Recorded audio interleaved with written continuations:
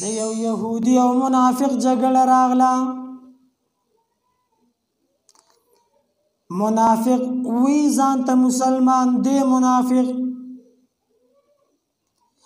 يهودي وی راځه زما ستا فیصله به محمد رسول الله کوي. هغه وی نه فیصله به کعب بن اشرف ته وړو، دا د يهودو یو غټ عالم. هغه وی عجیبه خبره ده، ځان ته مسلمان وای او فیصله کعب بن اشرف خواته وړي. اخیر دې راټینګ کې وینا فیصله به نبی علیہ السلام خواته وړو.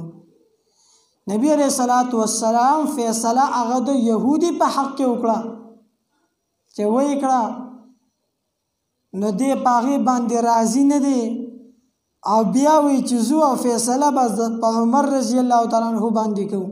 زړګي دا و چې عمر رضی الله تعالی عنہ د يهوديان ډیر زیات بدی شي، نو جایز یو که ناجایز خو فیصله به زما په حق دیو کی.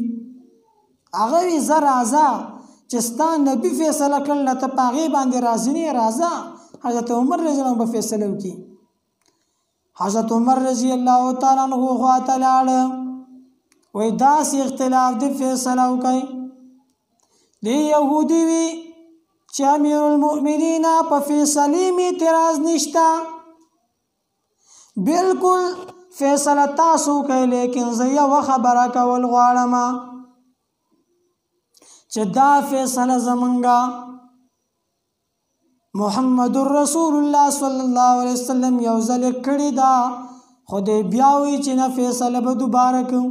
هغه وی ښه کړی دا ویجه سیدا روای بکوما خپل پځې باندې ودرېږئ، غلی ودرېږئ حتی اخرج الیکما، تر دې پورې چې تاسو دواړو ته راوځم.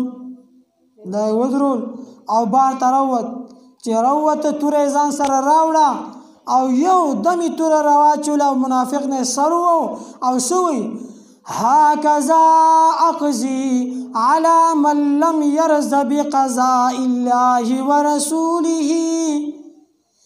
څوک چې د الله او د الله د رسول په فیصله باندې راضي نه وي، نو عمر بیا د هغه فیصله دارنګي کوي. شور جوړ شو چې حضرت عمر سړی قتل کړی دی، سړی وجلې دی.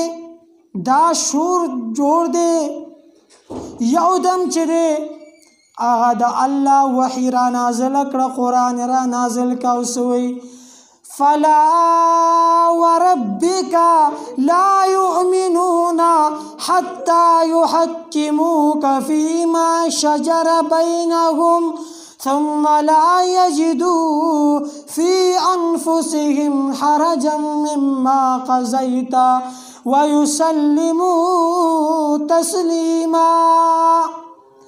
فلا وربك لا يؤمنون. الله وی اے حبیبا آغه وخت پوری دی ایمان والا نشي جوړې دي ترسو پوری چې پتا باندې فیصله ونه کی، ترسو پوری چې تا حاکمونه ګرځوي، آغه وخت پوری دی ایمان والا نشي جوړې دي. او دا آیات چې کله نازل شو نو په دغه موقع باندې نبی علیہ السلام عمر رضی الله تعالی عنہ ته وی چې انک انت الفاروق، یقینا ته چې هغه فاروقی، یعنی حق او باطل په منځ کې فرق کوونکی، حق او باطل جدا کوونکی.